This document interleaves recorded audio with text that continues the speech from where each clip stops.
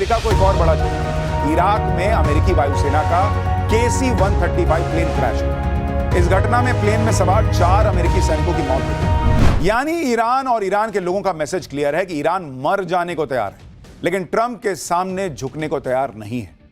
फिर भी ट्रंप यह कह रहे हैं कि ईरान तो सरेंडर करने वाला है। अगर यही बात होती तो फिर ट्रंप ने क्यों आज दुनिया से कह दिया कि जाओ रूस का तेल खरीद लो। मैं सबको कहता हूं जाओ खरीदो।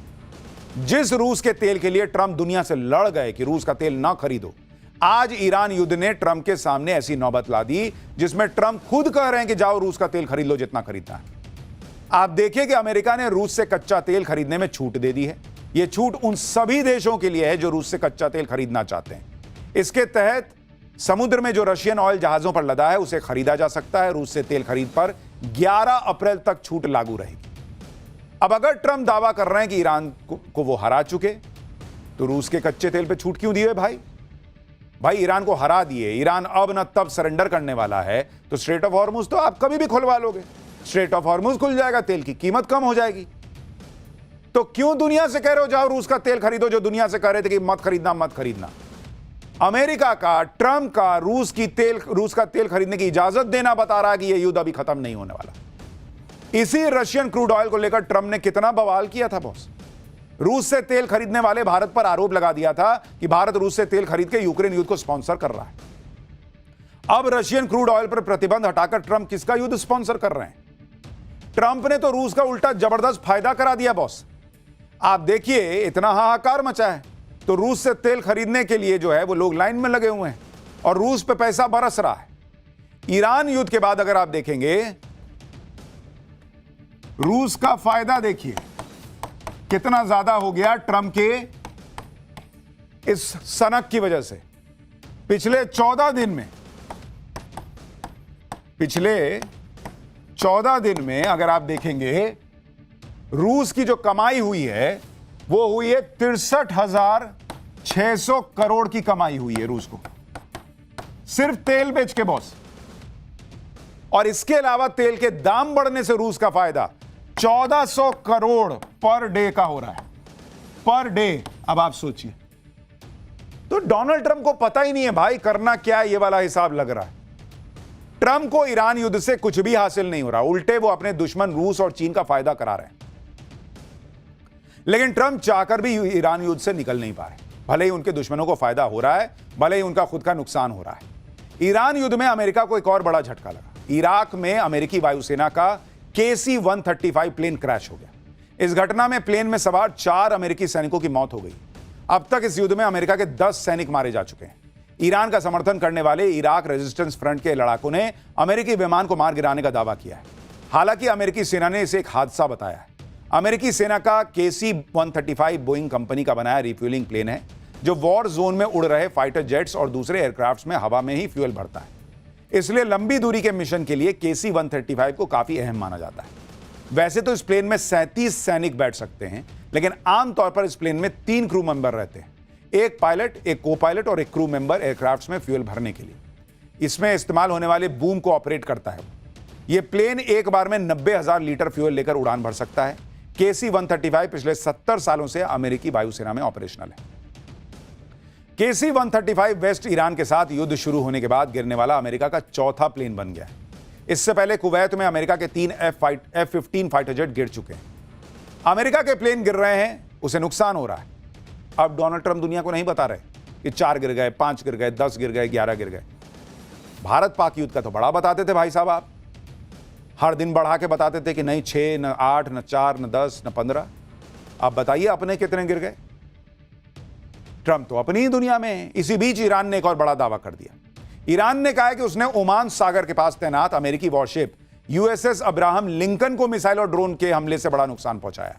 ईरानी सेना ने यह भी दावा किया है कि हमले में हुए नुकसान की वजह से USS अब्राहम लिंकन अपनी तैनाती वाली जगह से हटने को मजबूर हो गया है। ईरान का दावा है कि USS अब्राहम लिंकन पर हमले के लिए उसने एडवांस्ड बैलिस्टिक मिसाइल और एडवांस्ड ड्रोन का इस्तेमाल किया और ईरान की समुद्री सीमा से करीब 340 किलोमीटर दूर तैनात अमेरिकी वॉरशिप पर सटीक निशाना लगाया। ईरानी सेना का यह भी दावा है कि हमले में हुए नुकसान के बाद USS अब्राहम लिंकन ईरान के खिलाफ नए ऑपरेशन को अंजाम देने लायक नहीं रह गया है, इसलिए स्ट्राइक ग्रुप को तेजी से उसके इलाके से पीछे हटना पड़ा। हालांकि अमेरिका ने यूएसएस अब्राहम लिंकन पर हमले की कोशिश नाकाम रहने की बात कही है। जिस तरह ट्रंप जीत का दावा कर रहे हैं, उससे सवाल यह भी उठ रहा है कि अमेरिका इतनी बड़ी ताकत है तो क्यों स्ट्रेट ऑफ हॉर्मुज खुलवा नहीं देता। जब स्ट्रेट ऑफ हॉर्मुज की बात आई तो अमेरिका ने हाथ खड़े कर दिए। अमेरिका के रक्षा मंत्री और सेना प्रमुख ने आज कहा कि स्ट्रेट ऑफ हॉर्मुज में अभी भी ईरान के पास जहाजों पर हमला करने की क्षमता है। अमेरिकी फोर्सेज ईरान की माइन लेइंग कैपेबिलिटी को टारगेट कर रही हैं। स्ट्रेट ऑफ हॉर्मुज में हालात तेजी से बदल रहे हैं। यह अभी भी सामरिक रूप से बहुत कॉम्प्लेक्स है। अगर जरूरत पड़ी तो अमेरिकी सेना हॉर्मुज में शिपिंग को सुरक्षा देगी और स्कॉट करेगी। अरे भाई, यही तो जरूरत का समय है। करो ना जहाजों को स्कॉट, दो सुरक्षा। मुहूर्त देख रहे हो? क्या सोच के बैठे हुए हो कि नहीं हम देंगे? कब दोगे? अमेरिका इसमें हाथ खड़े कर रहा है। आज तो गजब ही हो गया। जब अमेरिका के रक्षा मंत्री से पूछा गया कि स्ट्रेट ऑफ हॉर्मुज क्यों नहीं खुलवा रहे हैं, तो कह रहे हैं कि स्ट्रेट ऑफ हॉर्मुज तो खुल जाता, लेकिन ईरान जहाजों पर गोलियां चला रहा है। तो गोली नहीं चलाएगा तो वहां पे फूल बरसाएगा। सुनिए जरा भाई साहब क्या कह रहे हैं। The only thing prohibiting transit in the Straits right now is Iran shooting at shipping. It is open for transit should Iran not do that. सोचिए कैसी बेसिर पैर की बातें अमेरिका के रक्षा मंत्री कह रहे हैं कि अगर ईरान गोलियां ना चलाए तो स्ट्रेट ऑफ हॉर्मुज खुल जाएगा। हां, हमको तो पता ही नहीं था। यह भी कोई कहने वाली बात है जी? ईरान गोलियां चला रहा है इसलिए बंद है। जब अमेरिका बार बार मिट्टी में मिला देने की धमकी दे रहा है तो ईरान से जो हो रहा है वो कर रहा है। इसके बाद भी ट्रंप कहते हैं कि ईरान को तबाह करने के लिए बहुत बड़ा हमला करेगी। अभी भी अमेरिका ने कौन सी कसर छोड़ रखी है? पूरी ताकत तो आप लगाए हुए हो। अभी तक अमेरिका ने ईरान युद्ध में 20 से ज्यादा वेपन सिस्टम यूज किए हैं। भाई, थार्ड और हिमार्स जैसे मिसाइल सिस्टम का प्रयोग किया। MIM-104 पैट्रियट मिसाइल सिस्टम का इस्तेमाल इसमें हो चुका। ल्यूकस और MQ-9 रिपर जैसे ड्रोन का प्रयोग किया। F-22 रैप्टर और F-35 लाइटनिंग जेट्स इस्तेमाल कर लिए। B-2 स्टेल्थ बॉम्बर से ईरान पर बम बरसा दिए। B-1 बॉम्बर और F-15 से हमला कर दिया। E-3 सेंट्री जैसे उच्च तकनीक वाले वार्निंग और कंट्रोल सिस्टम यूज कर लिए। USS गेराल्ड आर फोर्ड और USS अब्राहम लिंकन जैसे युद्धपोत लगा दिए। तो भाई क्या कमी छोड़े हो? करते रहे हो सब यूज। बोलो ना कि इतने के बाद भी हम कर नहीं पा रहे। दुनिया में एक्सपोज हो रहे हैं कि हम बहुत तक शक्तिशाली, हम बहुत शक्तिशाली। खत्म। दुनिया देख ली कितना तुम शक्तिशाली। इससे ज्यादा अमेरिका क्या करेगा? एटम बम गिरा दोगे ईरान पर? भाई लास्ट में तो वही है। तो बोलो कि हमसे नहीं हो पा रहा है, हम एटम बम गिराएंगे, और तुम तो कर ही सकते हो। भाई, जो आदमी लोगों को मार के नाचता हो, जो आदमी कहता हो कि मार के मैंने बहुत अच्छा काम कर दिया, जो आदमी कहता हो कि भाई नेवी की शिप डुबा देने में फन है, वो कल को देखेगा कि मेरी बेइज्जती हो रही है, मेरा देश कुछ कर नहीं पा रहा, हम तो हार रहे हैं, एटम बम गिरा देगा। कोई भरोसा है इस आदमी का? ट्रंप ने युद्ध शुरू कर दिया, लेकिन निकलने का रास्ता ही उनको नहीं समझ में आ रहा। कहा जा रहा है कि ईरान युद्ध आउट ऑफ कंट्रोल हो सकता है। अमेरिका के पूर्व विदेश मंत्री जॉन केरी, सुनिए क्या कह रहे हैं। You say it's one of the worst crises in decades? I would. I think it is because it has the potential of getting even more out of control. I mean, I think if people have a feeling that आप ये भी देखिए कि युद्ध में रूस Iran की मदद कर रहा है। उधर चीन भी तैयार बैठा है। चीन अगर इस युद्ध में घुस गया तो ट्रंप की हालत खराब हो जाएगी। इसी वजह से यह कहा जा रहा है कि युद्ध आउट ऑफ कंट्रोल हो सकता है।